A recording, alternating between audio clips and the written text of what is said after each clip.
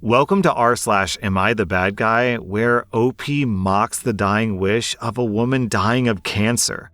Am I the bad guy for refusing to help my neighbors and her 2 young children when their wipers were frozen?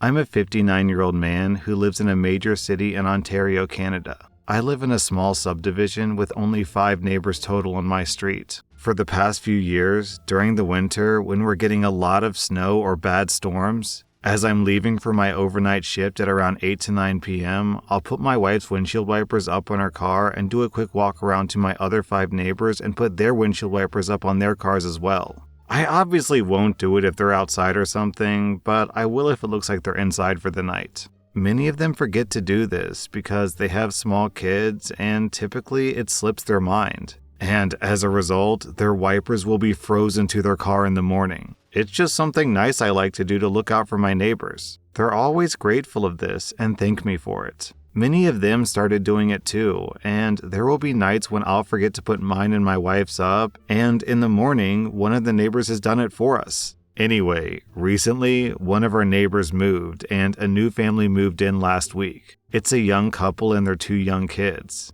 The other night, I was leaving for my overnight shift at around 9 p.m. It was snowing really heavily, and we were supposed to be getting almost 30 centimeters of snow, and it was freezing out. So I put my wife's wipers up and do my usual quick walk around to the other neighbors. I was hesitant when I reached my new neighbor's house because I'd only introduced myself once, but I did it anyways. As I was putting up their second wiper on their pickup truck, the husband came charging out of his front door yelling, "Hey, what the F are you doing to my truck?" I tried to explain to him that I was just putting his wipers up to help him. He continued to scream at me to get the hell off my property and don't touch my stuff again. Then the wife came out and started yelling at me too. I apologized and started walking away. Some of my other neighbors heard the commotion and came outside to see what was happening. They tried explaining to him too that it's just something we do, but both of them were not having it. Fast forward to this morning.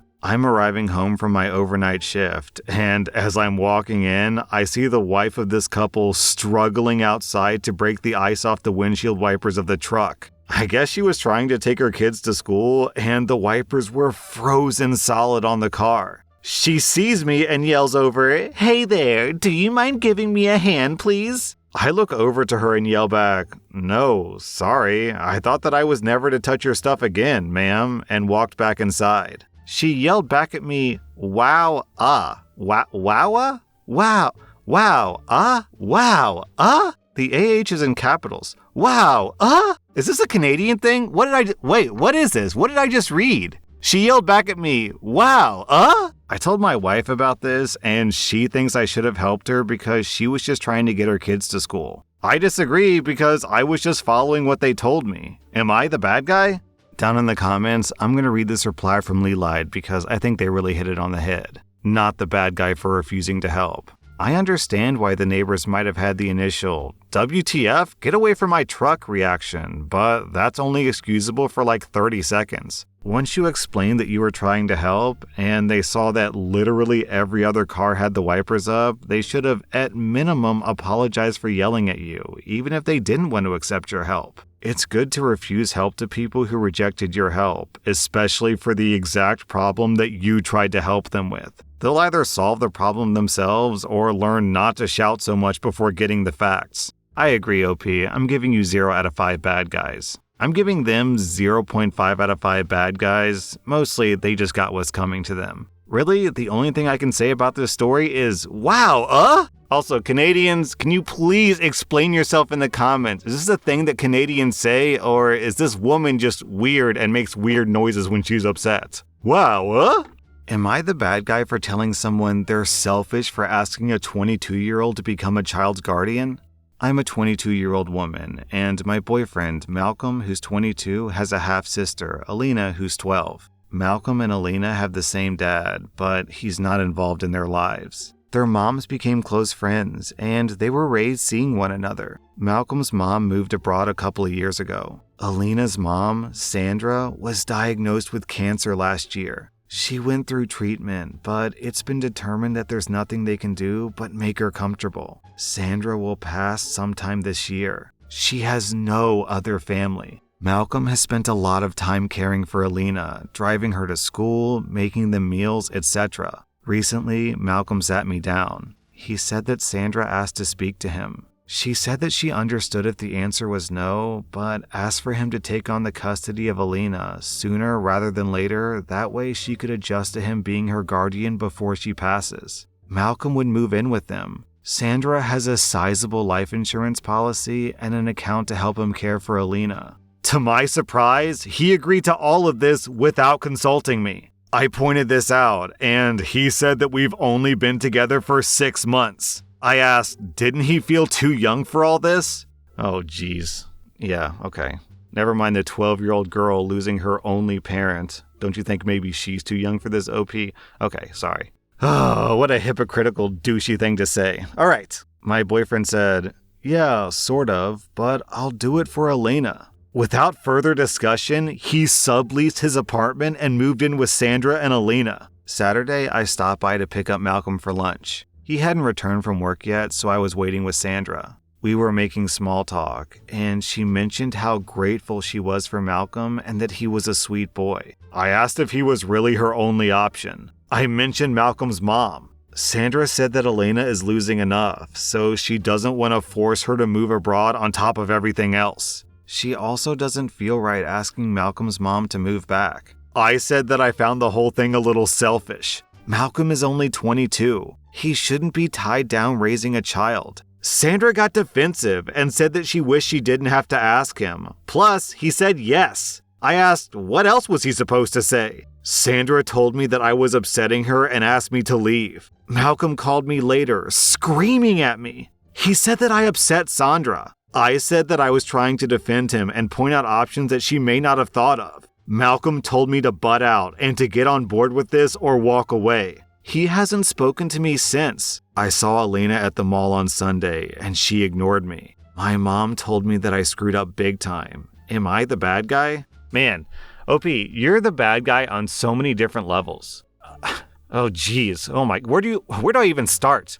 First, let's go with the easy one. Your boyfriend is basically losing his mother. This woman, Sandra, is essentially his adopted mother, and he's losing her to cancer, and you're insulting her while she's dying of cancer. You're insulting your boyfriend's dying adopted mother. That alone gets you a bad guy score. Then you've got a dying woman who's desperate to have someone care for her kid because no one else is around to, and you basically say, well, we don't want your kid.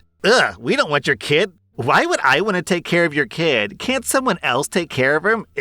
That also alone deserves a bad guy score. I mean, if you don't want to raise this kid, then that's entirely your choice. You have every right to decide that. But to say that to the woman's face as she's dying, and probably her biggest fear in the world is, what if my daughter, doesn't have a home, doesn't have a family? Oh, geez. Then... Man, it just keeps going. The third thing you did, which is equally as awful as the other two things, is that you're trying to interfere in Malcolm's family life. You seem to just be assuming that Malcolm doesn't want the kid. But this is Malcolm's half-sister. Maybe he wants to raise her. Maybe he wants to be close with her because they share blood. And you're interfering with this and potentially undermining his relationships with his stepmother and his half-sister. That might actually be the worst one, I think. Right? What if OP had succeeded? What if OP had this conversation with Sandra and Sandra was like, oh my gosh, you're right, I shouldn't do this. And she withdrew the offer. And then Malcolm lives his whole life wondering why Sandra changed her mind and never getting an answer because OP secretly undermined his efforts to be close with his sister. Yeah, I think that might actually be the worst of the three. Guys, did I miss any? I'm kind of losing count here of all the ways that OP is terrible. Oh man, what makes this so bad is you've been dating for 6 whole months. 6 months, OP, that's a drop in the bucket. OP, I'm giving you, I think 4.5 out of 5 bad guys. Is that too harsh? I also gotta point out, lots of people are parents at 22. You're kind of insulting young parents. There's nothing wrong with being a parent at 22. I mean, yeah, your life isn't super established, but if you want to have a kid at 22, you have every right to have a kid at 22. I genuinely hope that he dumps you, OP, because based on this story, I think you would be a terrible stepmother to Alina. OP, all I can really say to you is, wow, Am I the bad guy for refusing to stop cooking and eating in my kitchen because of my roommate's girlfriend's condition?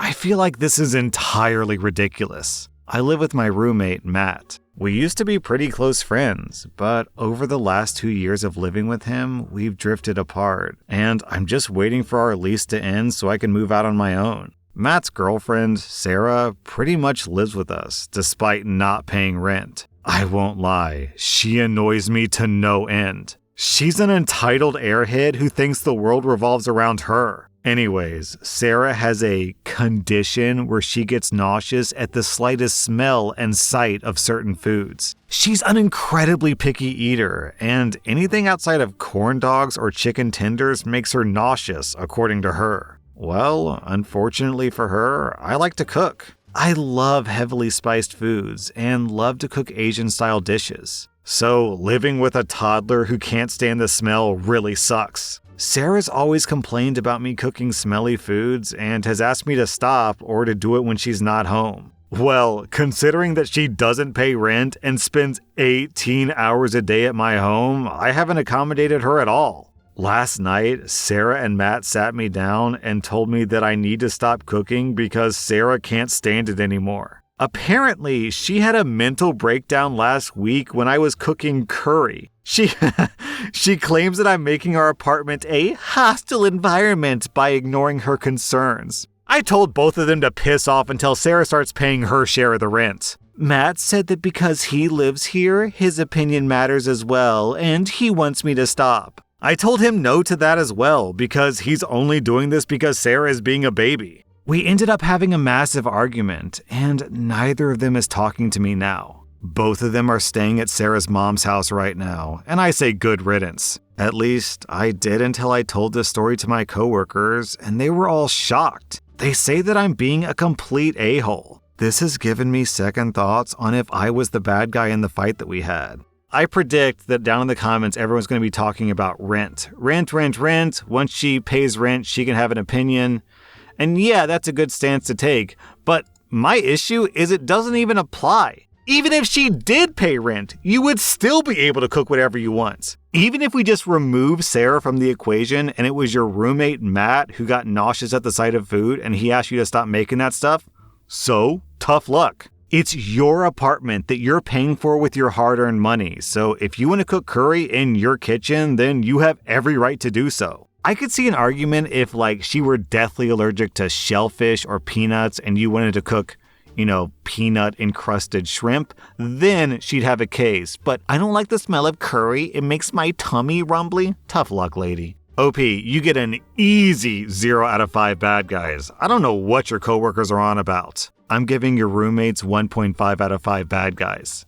Am I the bad guy for telling my daughter that she was being a brat after she cried about blowing out her birthday candles? I have 4 kids, ages 23, 20, 16, and 13. This concerns my oldest, Zara. We don't normally do big parties in our family after people get older, but Zara has been going through a bit of a difficult time, so we decided to throw her a surprise party. This was yesterday. It was a big family party, and Zara was enjoying it. Then we brought out the cake. I have a lot of young nieces and nephews, so naturally they wanted to stand up with Zara, and she had no issues with that. When she went to blow out the candles, my 5-year-old niece blew out most of them before her. Everyone laughed it off, and my youngest actually put 23 candles on the cake, so there were still a few lit. I told Zara to blow those out. She did, but she looked angry and started crying. Then she walked off. After that, it got quite awkward, and my sister, the mom of the girl who blew out the candles, got upset and embarrassed. She said that her daughter's a kid and didn't mean to do it, and she didn't think that Zara would act like this. We all calmed her down that it's not their fault. I talked to Zara and told her that she's being a selfish brat and making a scene.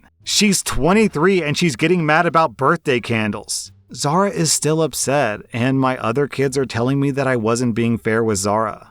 Okay, I think I have a sense for why Zara is going through a rough time. Probably because you and other family members don't support her. OP, this is Zara's birthday. If she wants to blow out the candles, she gets to blow out the candles. And then you comfort the perpetrator and said, oh, it's not your fault, but it is her fault. The mom, the 5-year-old, technically the 5-year-old is at fault for doing the wrong thing, but really when a 5-year-old messes up, it's more the parent's fault than it is the kid's fault. So why are you comforting the mom of the niece? She did mess up. And you're calling your daughter a brat on her own birthday? OP, you suck, man. You suck. OP, I'm giving you and the mother of the girl who blew out the candles 2 out of 5 bad guys. I guess it would be fair to give the 5-year-old girl 1 out of 5 bad guys. Does that feel reasonable? I guess so. I think.